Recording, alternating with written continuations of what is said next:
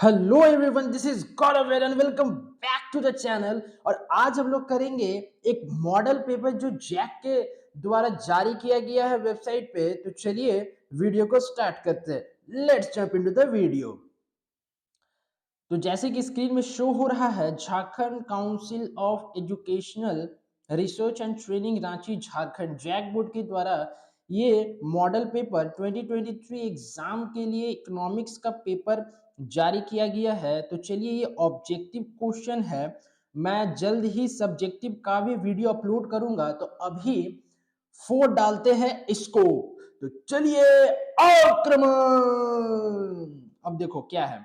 सबसे पहला question, which of the following problem of an economy is related to the choice of technology of production। देखो, production करना है, उत्पादन करना है, तो कौन सा प्रॉब्लम चॉइस ऑफ टेक्नोलॉजी से रिलेटेड है। उत्पादन की टेक्निक में कौन सा हम टेक्नोलॉजी को चूज करेंगे, चयन करेंगे, ताकि मेरा प्रोडक्शन बेटर हो। तो देखो, व्हाट टू प्रोड्यूस, क्या प्रोड्यूस करे, इसके लिए हमको टेक्निक का आवश्यकता नहीं होता है। कितना प्रोड्यूस करे, उसके लिए भी टेक्निक का आवश्यकता नहीं होता है। किसके लिए करे, अरे किसके लिए करे, अब तुम जानो किसके लिए करोगे, उसके लिए भी टेक्निक का आवश्यकता नहीं होता। बट हाउ टू प्रोड्यूस, कैसे करे। देखो, चॉइस ऑफ टेक्नोलॉजी दो होता है, एक लेबर इंटेंसिव, एक कैपिटल इंटेंसिव। लेबर इंटेंसिव में मतलब ज्यादा लेबर यूज होगा as compare to machine, as compare to capital. और इसमें क्या होता है, कैपिटल इंटेंसिव में ज्यादा कैपिटल यूज होगा, ज्यादा मशीन से काम होगा, लेबर को छोड़ करके, इंसान को छोड़ करके। तो इसका करेक्ट ऑप्शन हो जाएगा C. Move to next question. क्या है, total utility is maximum when the value of marginal utility is. कुल उपयोगिता अधिकतम होती है जब सीमांत उपयोगिता का मान डैश होता है। क्या होता है, जीरो होता है। जब टोटल यूटिलिटी मैक्सिमम होता है तो एक पॉइंट में आकर के वो मार्जिनल यूटिलिटी जीरो हो जाता है। इसका करेक्ट आंसर हो जाएगा ए।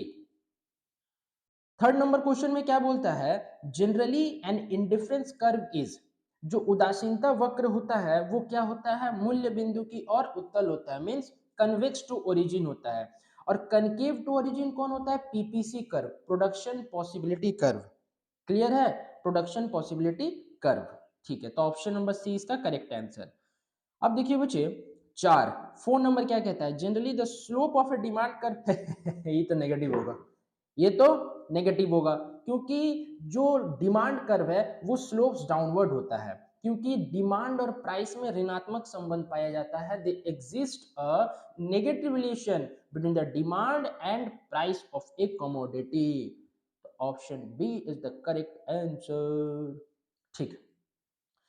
पांच नंबर क्वेश्चन में क्या कहता है, the price elasticity of demand at mid point of a straight line demand curve is zero, one, more than one या लेस देन वन। तो इसका आंसर क्या होगा, जब मिड पॉइंट बोल रहा है तो मिड पॉइंट में हमेशा ईडी इक्वल टू वन ही होता है। क्या, elasticity of demand equal to one होता है। तो बी इसका करेक्ट आंसर होगा। सिक्स नंबर क्या कहता है, which of the following curve is inverted U shape. उल्टा यू किसका होता है, औसत स्थिर लागत का, औसत परिवर्ती लागत का, सीमांत लागत का या औसत उत्पाद का। तो बच्चे, for your kind information I would like to tell you that inverted U shape curve is average product. औसत उत्पाद का उल्टा यू आकार का वक्र का शेप होता है, आकार होता है। ठीक है, तो ऑप्शन डी होगा इसका आंसर। सेवन नंबर क्या बोल रहा है, उत्पादन फलन क्या है, अल्फा बीटा है कि में पैमाने का प्रतिफल की माप क्या है। देखो, अल्फा प्लस बीटा, ठीक है, अगर ये वाला हुआ तो क्या हो जाएगा, स्थिर होगा। Alpha plus beta is more than one तो मतलब अधिक होगा। Alpha plus beta is less than one मतलब घटेगा। तो सारा प्रतिफल में क्या, अल्फा प्लस बीटा ही आ रहा है। तो इसका करेक्ट आंसर होगा option number A, alpha plus beta. आठ नंबर में क्या कहता है, एट नंबर में, when marginal cost is less than average cost then the average cost is. जब सीमांत लागत औसत लागत से कम होती है तब औसत लागत क्या होता है, घटती है, न्यूनतम होती है, बढ़ती है, अधिकतम होती है, घटती है। Marginal cost is less than the average cost then the average cost is diminishes, वो घटती है बच्चे। तो ए होगा इसका correct option. Now move to next question. Nine number क्या है, which cost does not change with the change in output। कौन सा ऐसा लागत है जो चेंज नहीं होता, परिवर्तन नहीं होता, किसके उत्पादन की मात्रा में परिवर्तन से, जो लागत परिवर्तित नहीं होता। तो fixed cost, total fixed cost जो फिक्स्ड रहेगा वही ना परिवर्तन नहीं होगा, जो फिक्स्ड रहेगा वो कभी भी परिवर्तन नहीं हो सकता है। तो ऑप्शन डी इसका होगा करेक्ट आंसर।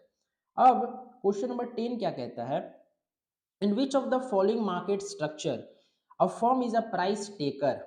ठीक है, कौन सा ऐसा बाजार है जिसमें कि जो फर्म है वो कीमत स्वीकारक होता है। तो हम बता देते हैं कीमत स्वीकारक किसमें होता है, परफेक्ट कंपटीशन में। अ firm is a price taker not a price maker. Perfect competition में क्या, प्राइस टेकर होता है कौन, परफेक्ट कंपटीशन मार्केट में।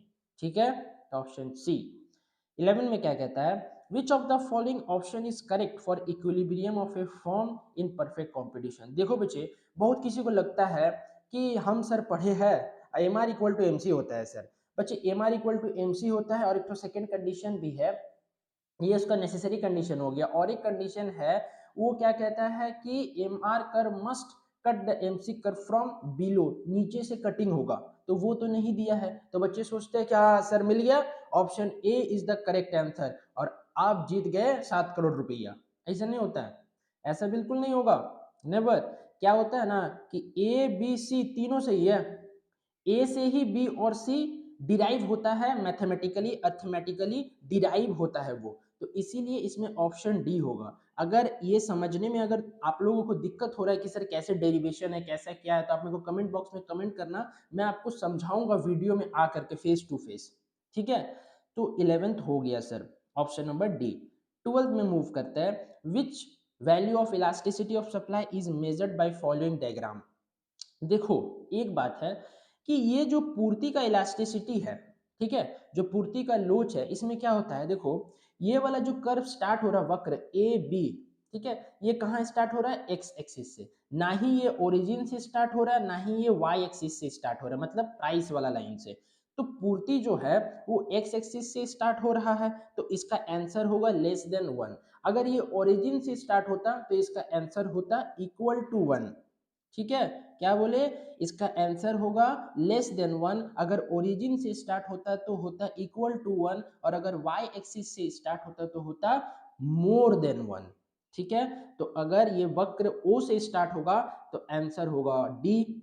अगर वक्र y से स्टार्ट होगा, कहीं से भी y वाला लाइन से, तो आंसर होगा सी। लेकिन चूंकि ये वाला जो वक्र है वो x से स्टार्ट हो रहा है, ये वाला जो कर्व है वो x से स्टार्ट हो रहा है, इसीलिए इसका आंसर हो जाएगा यहाँ पे ऑप्शन नंबर बी। क्लियर है, क्लियर है सर। अब देखो 13 नंबर में क्या कहता है, what is the effect of lump sum tax on supply of goods. अगर सप्लाई ऑफ ए गुड्स में हम टैक्स इंपोज कर देते हैं, टैक्स लगा देते हैं, तो इससे क्या होगा कि प्राइस बढ़ जाएगा। प्राइस के बढ़ने से जो डिमांड है वो घट जाएगा, और डिमांड के घटने से सप्लाई भी घट जाएगा। तो इसका ऑप्शन होगा ए, सप्लाई डिमिनिशेस, पूर्ति कम हो जाती है। ठीक है, अब 14 में क्या बात किया, 14th नंबर में, other thing remaining unchanged, other thing remaining constant, what is the effect of increase in demand of A goods on market equilibrium.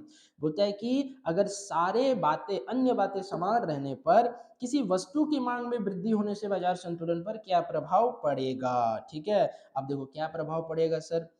देखो एक बात है, अगर किसी को डायग्राम बनाने नहीं आता है, ठीक है, अगर किसी को डायग्राम बनाने नहीं आता है तो इस प्रश्न का उत्तर देना बहुत ही कठिन हो जाएगा। इसलिए बच्चे डायग्राम पे ज्यादा जोर दीजिए। इकोनॉमिक्स का डायग्राम वो रामबाण है। कोई भी टीचर, अगर आप आंसर थोड़ा बहुत इधर उधर करते भी है तो डायग्राम आपका बेस्ट रहना चाहिए, और वो हमेशा एग्जाम कॉपी में आप पेंसिल से बनाइएगा बच्चे, पेन से नहीं। मैं रिक्वेस्ट करता हूँ पेंसिल से बनाइएगा, उसको ड्रॉ कीजिए, डायग्राम अच्छे से पढ़ के जाइए आप लोग, क्योंकि आप लोग का आई थिंक 20 या 22 को इकोनॉमिक्स का एग्जाम है, तो बच्चे बढ़िया से प्रिपेयर होके जाना। तो 14 नंबर का आंसर होगा ऑप्शन नंबर सी, प्राइस और क्वांटिटी दोनों इंक्रीज करेगा। किसका इफेक्ट से, अगर डिमांड इंक्रीज होता है तो। ठीक है, अगर डायग्राम वगैरह का कुछ अगर वीडियो चाहिए कि नहीं सर हमको सारा डायग्राम बढ़िया से बताइए, तो आप कमेंट बॉक्स में कमेंट करो, मैं प्रयास करूंगा कि एग्जाम के पहले तक मैं आपको एक वीडियो बना के दे दूं जिसमें कि सारा डायग्राम का मैं चर्चा करूंगा। अब देखिए 15th नंबर क्वेश्चन क्या है, if there is excess of demand then the price tends, अरे सब छोटे छोटे क्वेश्चन है, क्या मजा आएगा, कुछ नहीं। अरे तुमको पता है, हमको पता है, सारे स्टूडेंट को पता है कि डिमांड और प्राइस में ऋणात्मक संबंध पाया जाता है। तो प्राइस घटेगा तो डिमांड बढ़ेगा, इसमें डिमांड बढ़ रहा है मतलब प्राइस घट रहा है। तो ऑप्शन नंबर ए। अब क्या होगा, 16th नंबर क्या है, there is excess of supply when, there is excess of supply when. चलो ये वाला कमेंट बॉक्स में कमेंट करना, ये बहुत इजी क्वेश्चन है, इसका आंसर हम नहीं बताएंगे, ये मेरे को कमेंट बॉक्स में कमेंट करना है कि 16 नंबर का कौन सा ऑप्शन होगा। मूव करते हैं 17th नंबर में, other thing remaining constant what is the effect of decrease of A supply of goods in market equilibrium. 17th का करेक्ट ऑप्शन होगा प्राइस बढ़ेगा क्वांटिटी घटेगा। क्या बोला बच्चे, प्राइस बढ़ेगा क्वांटिटी घटेगा। मैं डायग्राम का वीडियो अपलोड कर दूंगा, जल्दी अपलोड कर दूंगा ताकि आप लोगों को ये सब चीज समझने में दिक्कत नहीं होगा, ठीक है। अब 18th नंबर में क्या कहता है, what is the price elasticity of demand for a goods at production level of maximum total revenue in monopoly। एकाधिकार में अधिकतम कुल आगम के उत्पादन स्तर पर वस्तु की मांग की कीमत लोच कितनी होती है, कितनी होती है बच्चे, हाँ शाबाश, सबको आता है, सब पढ़ा है, लेस देन वन। क्या होता है बच्चा, लेस देन वन, ठीक है छुटकू भाई, ठीक है सर। अब देखो how many sellers are there in duopoly. अच्छा डुओपॉली, देखो पॉली मीन्स सेलर होता है, ठीक है, और डुओ मीन्स डबल मीन्स दो, तो इसका आंसर तो पता ही चल रहा है देख करके साफ साफ, क्या होगा, डी ऑप्शन करेक्ट, ठीक। 20 number, in which of the following market differentiated goods are produced. कौन सा बाजार में डिफ्रेंशिएटेड प्रोडक्ट प्रोड्यूस होता है। तो ऑप्शन हो जाएगा बच्चे मोनोपोलिस्टिक कंपटीशन, ठीक है, तो ऑप्शन नंबर बी। अब 21, who is the writer of the book the general theory of employment interest and money. The general theory of interest employment interest and money नामक पुस्तक के लेखक कौन है, J M Keynes. What is the full form of J M Keynes, कोई जानते हैं, नहीं जानता है, अच्छा हम बता देते, चलो ये वाला बता देते, लेकिन 16 नंबर का आंसर जरूर देना कमेंट बॉक्स में, ठीक है। जॉन मेनार्ड किन्स, क्या बोले, JOHN, John, MAYNARD, Maynard, KEYNES, Keynes, John Maynard Keynes, ठीक है। तो ऑप्शन हो गया जेमकिंस। अब 22, जीडीपी और एनडीपी में क्या संबंध है। जो बच्चे ये वीडियो देख रहे हैं, अगर मेरा चैनल को सब्सक्राइब नहीं किए हो तो चैनल सब्सक्राइब कर देना, उसमें मैंने बहुत अच्छा से बताया है कि ग्रॉस और नेट के बीच में क्या संबंध पाया जाता है। कौन सा चैप्टर में sir, measurement of national income. Description box में आपको उसका प्लेलिस्ट का लिंक मिल जाएगा, आप जाके देखो, समझ में आएगा, चीजें बेहतर से बेहतर समझ में आएंगी। तो ऑप्शन होगा इसका ऑप्शन नंबर सी, एन से जी करेंगे। ऑप्शन सी में देखो इक्वल टू किधर वाला देखना, एनडीपी वाला, तो एन हो गया छोटा कॉन्सेप्ट, जी हो गया बड़ा कॉन्सेप्ट, तो छोटा से बड़ा करेंगे तो प्लस डिप्रिसिएशन। जो वीडियो मेरा देख चुका है उसको ज्यादा समझ में आ रहा होगा, और जो नहीं देखा है डिस्क्रिप्शन बॉक्स में लिंक मिल जाएगा, आप जाओ वीडियो को देखो, चैनल को सब्सक्राइब करना मत भूलना, ठीक है। चलो, wheat is an intermediate good in manufacturing of which of the following goods। wheat एक इंटरमीडिएट गुड्स है, निम्न में किस वस्तु के निर्माण में गेहूं एक मध्यवर्ती वस्तु है। ठीक है, कौन सा गुड्स में गेहूं एक मध्यवर्ती वस्तु है, कौन सा में सर, रोटी होता है, हाँ रोटी तो खाते हैं सर, बिस्किट, हाँ बिस्किट खाते हैं, ब्रेड खाता है, हाँ सर ब्रेड भी खाता है, तो कैसे बनता है जी, आटा से बनता है सर, तो वही तो हम भी बोल रहे हैं, तो सारा खाता है तो आटा से बनता है, तो क्या होगा, D is the correct answer, ठीक है। चलो मूव करते हैं 24 में, क्या कहता है, which of the following item is not included in the calculation of GDP in a year.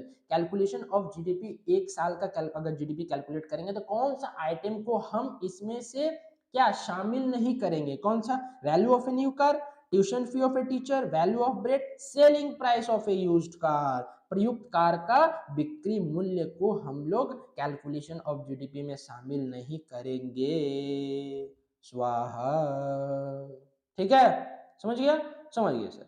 अब 25, GDP can be calculated by which of the following method. GDP किससे किससे निकलता है, मेथड ऑफ वैल्यू एडिशन नहीं sir, इसमें तो GVA MP GVA निकलता है सर। इनकम मेथड नहीं नहीं, आप पढ़ाए एनडीपी एफसी निकलता है sir, measurement of national income में पढ़े हैं sir. Expenditure method yes sir, GDP MP equal to C plus I plus G plus X minus M. तो जीडीपी निकलता है किससे? एक्सपेंडिचर मेथड से। तो 25 का C option is the correct answer. In the demonetization done in 2016, which denomination of currencies was taken out of circulation? जब नोटबंदी हुआ था बच्चे, तो कौन कौन सा नोट को सर्कुलेशन से निकाल दिया गया था, प्रचलन से बाहर किया गया था? 500 और 1000, 500 रुपीज एंड 1000 रुपीज। तो 26 का हो गया C option. Now move to 27. Which of the following is not the function of central bank? बाप रे बाप, बहुत हार्ड क्वेश्चन, बहुत hard question. Which of the following is not the function of central bank?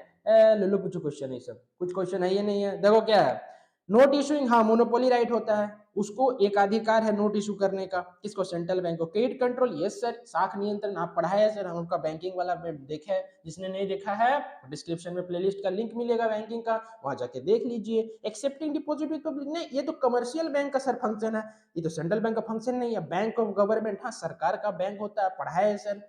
Central bank का function का दूसरा number banker, agent, advisor to the government. तो option होगा सर सी, यही सर कमर्शियल बैंक का है, बाकी तीनों सेंट्रल बैंक का है। तो option C is the correct answer. ठीक है सर, हो गया।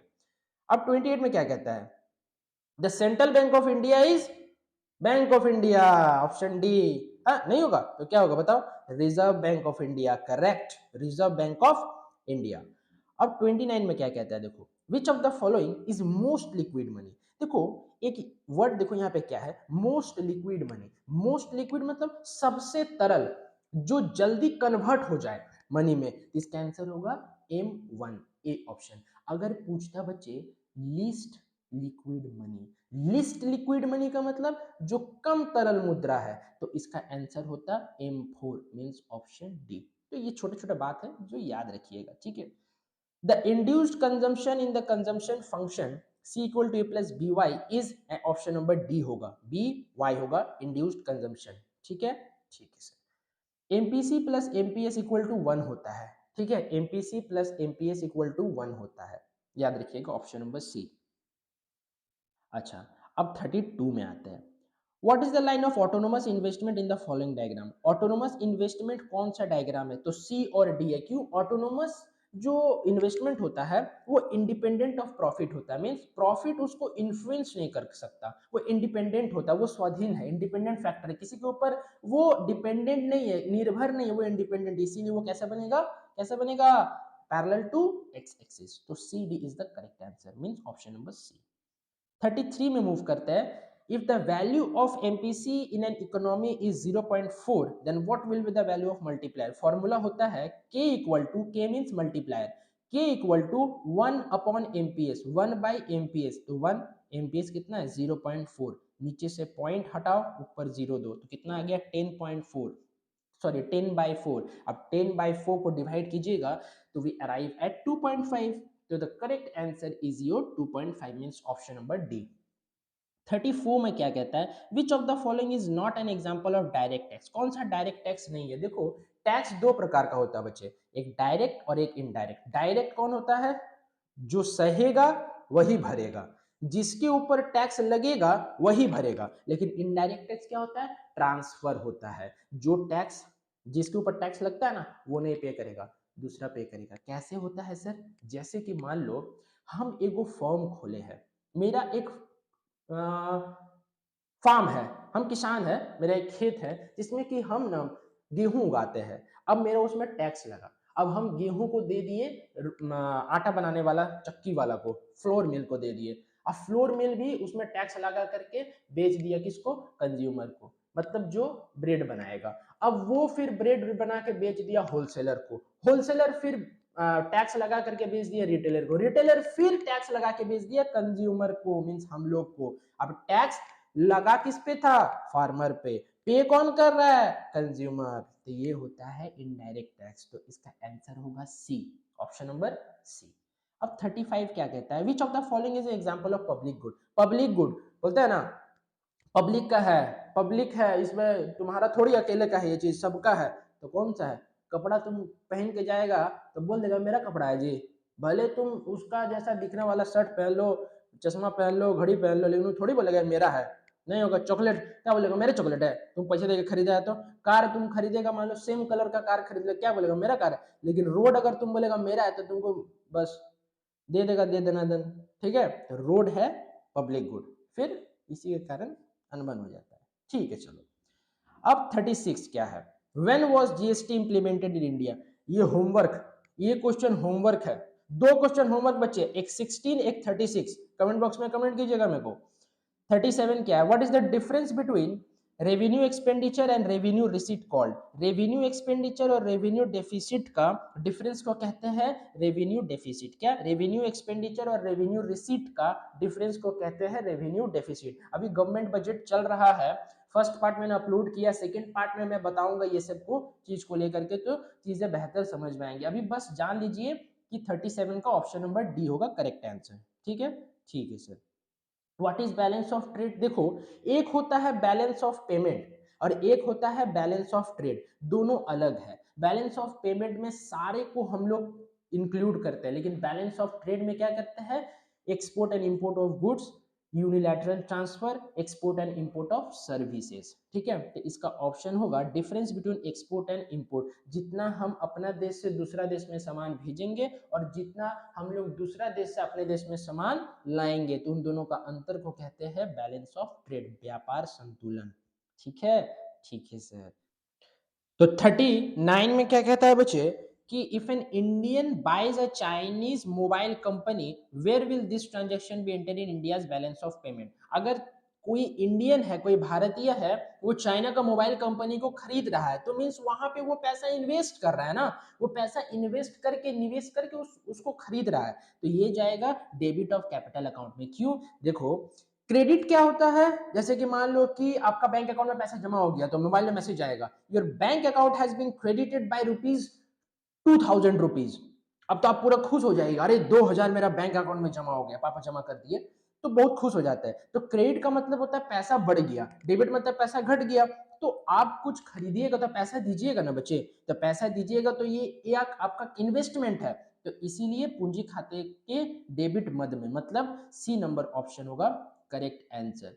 अब 40 में क्या कहता है, which of the following item is a component of current account of balance of payment. कौन सा item component of current account है बैलेंस ऑफ पेमेंट का। मैंने कुछ ही देर पहले बताया कि करंट अकाउंट में तीन चीज आता है, export and import of goods, export and import of services और यूनिलैटरल ट्रांसफर। तो तीनों में से कौन कौन सा, डायरेक्ट इन्वेस्टमेंट नहीं है क्योंकि वो कैपिटल अकाउंट में चला जाएगा, फॉरेन डेट भी कैपिटल अकाउंट, फॉरेन एड भी कैपिटल अकाउंट, एक आता है फॉरेन इंस्टीट्यूशनल इन्वेस्टमेंट, वो भी चला जाएगा कैपिटल अकाउंट में। तो एक्सपोर्ट ऑफ गुड्स है component of current account of balance of payment. तो ये था ऑब्जेक्टिव इकोनॉमिक्स का मॉडल पेपर जो कि जैक बोर्ड के द्वारा जारी किया गया था। बच्चे बहुत मेहनत लगता है वीडियो बनाने में, तो चैनल को सब्सक्राइब करना, अगर सब्सक्राइब नहीं किए हो तो डिस्क्रिप्शन बॉक्स में आपको बैंकिंग और मेजरमेंट ऑफ नेशनल इनकम का लिंक मिल जाएगा, आप जाइए वहां देखिए, चीजें आपको समझ में आएंगी। तो और वीडियो को ज्यादा से ज्यादा शेयर कर देना अपने दोस्तों के बीच। तो मिलते हैं सब्जेक्टिव मॉडल पेपर के साथ, तब तक रिवीजन करते रहो, दोस्तों को शेयर करो। Till then bye bye, take care, thank you very much.